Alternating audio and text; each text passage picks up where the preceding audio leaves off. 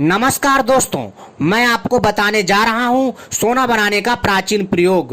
वैसे तो मैंने आपको सोना बनाने के कई प्रयोग बताए हैं और आगे भी ऐसे ही सोना बनाने के प्राचीन प्रयोग लाता रहूंगा ताकि आप लोगों के ज्ञान में वृद्धि कर सकूं। लेकिन दोस्तों, हमारे बहुत सारे ऐसे दर्शक हैं जिनके मन में अभी भी सवाल है कि क्या अभी भी औषधियों के माध्यम से, जड़ी बूटियों के माध्यम से सोना बनाया जा सकता है।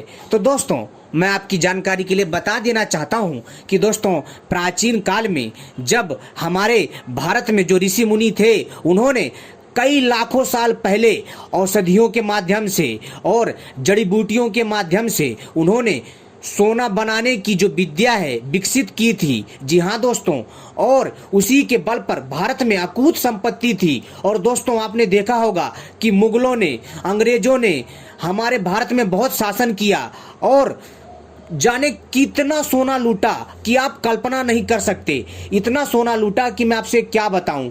अगर आज जो दुनिया में सोना है, अगर ये कहा जाए कि वो भारत का ही सोना है, तो दोस्तों कहने में कोई कंजूसी नहीं होगी। जी हाँ दोस्तों, क्योंकि भारत की समृद्धि अपने आप में अभूतपूर्व थी और भारत को सोने की चिड़िया ऐसे नहीं कहा जाता था। मंदिरों में, गुफाओं में, खंडरों में इतना सोना है कि दोस्तों मैं आपसे क्या बताऊं।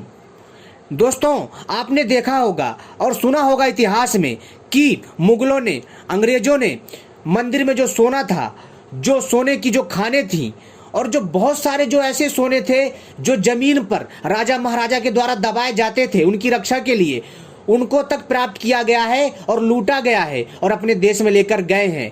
क्या आपने कभी सोचा है कि इतना सोना कहां से आया?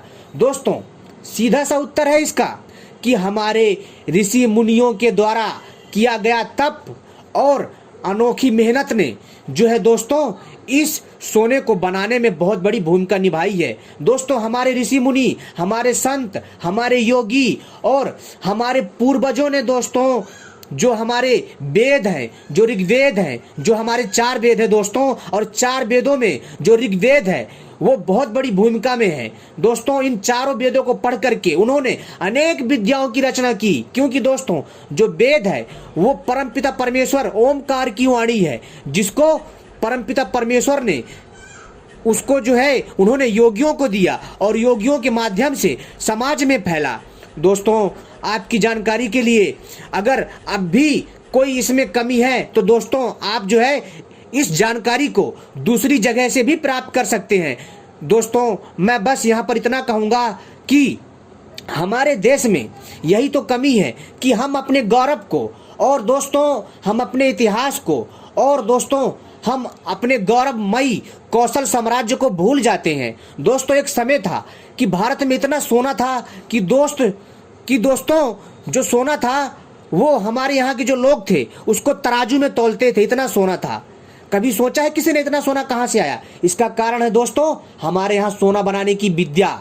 हमने कभी भी प्रकृति के साथ खिलवाड़ नहीं किया है। जी हाँ दोस्तों, और प्रकृति के साथ मिल करके ही हमारे जो ऋषि मुनि थे, जो संत थे, वो रहते थे और प्रकृति के हिसाब ही कार्य करते थे।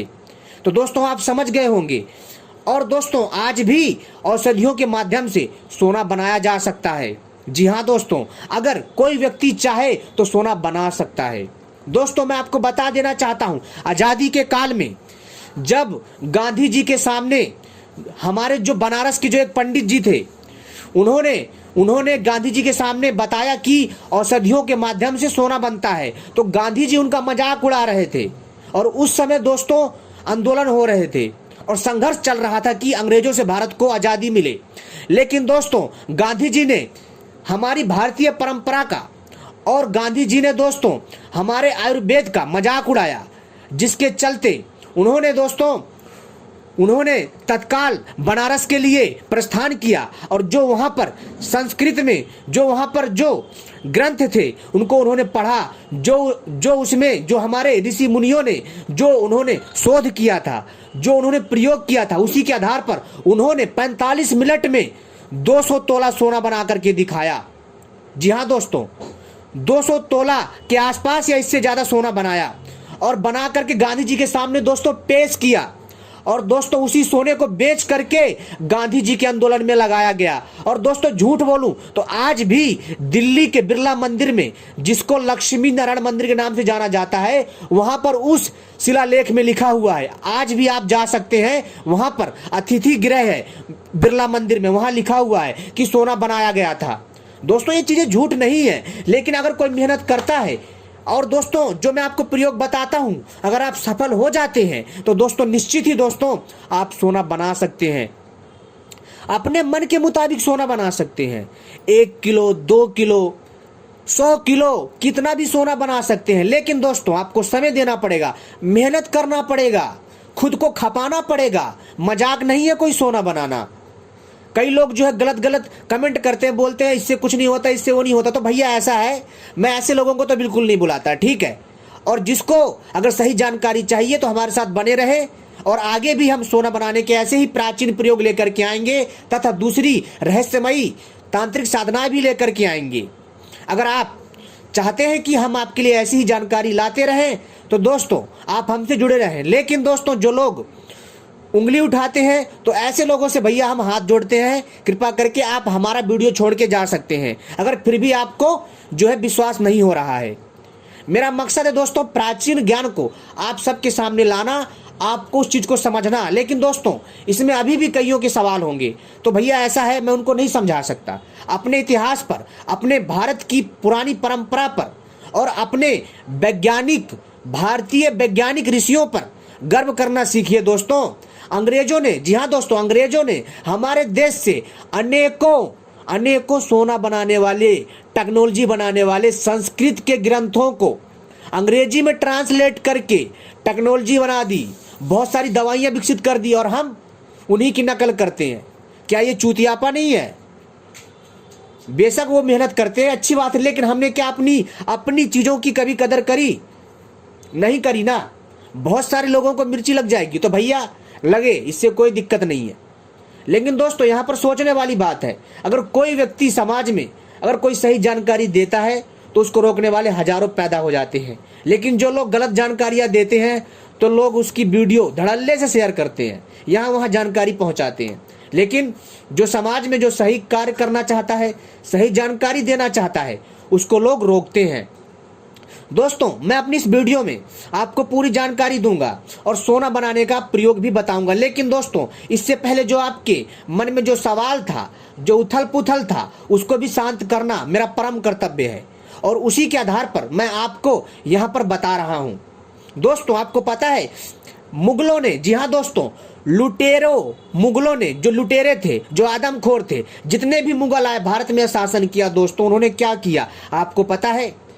हमारे मंदिरों का खजाना लूटा, और जो नालंदा विश्वविद्यालय जैसे बड़े बड़े जो विश्वविद्यालय थे दोस्तों, जो उसमें जो अकूत जो दोस्तों उसमें धर्म ग्रंथ थे, यानी कि दोस्तों जो उसमें जो आयुर्वेद के ग्रंथ थे, जिसमें सोना बनाने की विद्या थी, अनेकों प्रकार के रहस्यमय विद्याएं थी, मतलब हर तरह की विद्या थी कि दुनिया में कहीं ऐसी विद्या हो नहीं सकती। ऐसी ऐसी अद्भुत और अनमोल किताबें जला दी, और जलाई तो दोस्तों साल भर जलती रही, साल भर 6 महीना जलती रही विश्वविद्यालय बड़े बड़े भारतवर्ष के। लेकिन दोस्तों इन मूर्खों को कभी समझ नहीं आया कि इनमें क्या है।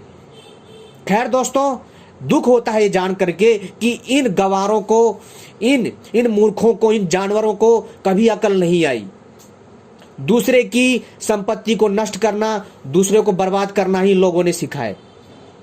खैर दोस्तों हम इस पे नहीं जाएंगे, लेकिन ये उन लोगों के लिए तमाचा है जो लोग आयुर्वेद पर और जो लोग जो है जो भारतीय परंपरा पर सवाल उठाते हैं।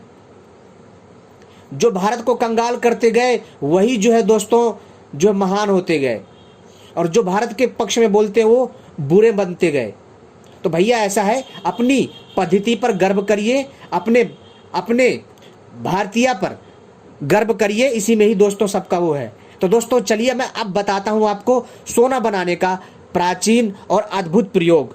इस प्रयोग को ध्यान से सुनिएगा, अपने आप में दोस्तों बहुत ही अलग है और बहुत ही अद्भुत है। दोस्तों सबसे पहले आपको मंदार का पौधा खोजना है जो कि 11 साल पुराना हो। जी हाँ दोस्तों, आपको सबसे पहले मंदार का पौधा खोजना है और जिसके सफ़ेद फूल होते हैं। मंदार का जिसके सफ़ेद फूल होते हैं। तो दोस्तों आपको ऐसा पेड़ खोजना है जो 11 साल पुराना हो। आपको मंदार का पेड़ मिल जाएगा, पुराना होगा, बहुत मोटा भी होगा, पेड़ की तरह होगा, तो आपको खोजना है।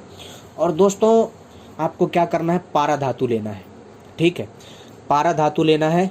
और पारा धातु को लेकर के आपको क्या करना है, जो मंदार का जो पेड़ है जो 11 साल पुराना, उसमें छेद करके उसमें दोस्तों आपको थोड़ा सा 100 ग्राम पारा धातु उसमें डाल देना है छेद करके। और दोस्तों उसको किसी अच्छे कपड़े से मजबूती के साथ उसको बांध देना है। बांधने के बाद दोस्तों आपको जो है उसको रोज़ सुबह 1 गिलास, जी हाँ दोस्तों, सुबह शाम रोज़ 1 गिलास आपको दूध डालना है उस पेड़ में। आप देखेंगे दोस्तों 1 साल में सोना बनकर तैयार हो जाएगा। अब मैं दूसरा प्रयोग बता रहा हूँ। यह दूसरा प्रयोग सबसे आसान है। दूसरा प्रयोग ऐसा है दोस्तों कि आपको क्या करना है कि मंदार के जो मंदार है, मंदार के पत्तों का रस तथा मंदार के पौधे का दूध, इन दोनों में से किसी एक को आपको जो है पारे धातु में अच्छे से 4 घंटा घोंटना है। इस चीज़ को ध्यान रखिए दोस्तों। आपको आवश्यकता अनुसार मंदार का रस या मंदार का दूध, जिसको आग बोलते हैं, दूध या उसका रस ले लेना है। कितना लेना है, 1 कटोरी के आसपास, ठीक है, आवश्यकता अनुसार ले लीजिएगा। और दोस्तों और आपको उसमें ही दोस्तों उतनी ही मात्रा में आपको पारा धातु चाहिए होगा, लेकिन ध्यान रखिएगा शुद्ध पारा धातु होना चाहिए।